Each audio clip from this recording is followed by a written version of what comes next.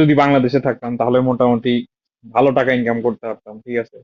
দেখেন এখানে লেবু, রোজা রমজানের মাস আসলে আমাদের দেশ ছাড়া বাইরের অন্যান্য দেশ, যতগুলা দেশ আছে সবগুলাতে পণ্যদ্রব্য সবকিছুর দাম কমলেও কিন্তু আমাদের দেশে এই একটা জিনিসের দাম মানে হুহুর করে বাড়তে থাকে রোজা রমজানের মাস।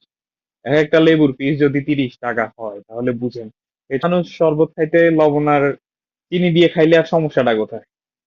মানে আমাদের দেশটা মানে দিন দিন কিসে পরিণত হয়ে যাচ্ছে যে সামান্য একটা লেবু পর্যন্ত দাম বাড়তে হয় রোজা রমজানের মাসে। তাহলে গরিব মানুষ যারা ট্যাঙ্ক কিনতে পারতেছে না, মানে যারা তৃষ্ণা নিবারণ করার জন্য রোজার পরে মানে পুরা দিন রোজা রাখার পরে জাস্ট একটু লেবু শরবত করে খাবে, কিন্তু সেই দশাটা পর্যন্ত পাই আমাদের দেশে এই পরিমাণে মানে অবস্থা সৃষ্টি হইতেছে। তাহলে ভাবেন অদূর ভবিষ্যতে আমাদের দেশটা কোথায় যাবে। সামান্য একটা লেবুর দাম পর্যন্ত বাড়াইতে হচ্ছে, তাহলে দেশটা কিসে পরিণত হচ্ছে দিন। আমাদের কি এখনো কি আক্কল জ্ঞান কিছুই নাই? এখনো কি আমাদের হুঁশ আসতেছে না? দিন দিন মানে আমরা কি হয়ে যাইতেছি যে মানে রোজা রমজানের মাসেও আমাদের সবকিছুর দাম বৃদ্ধি করতে হবে।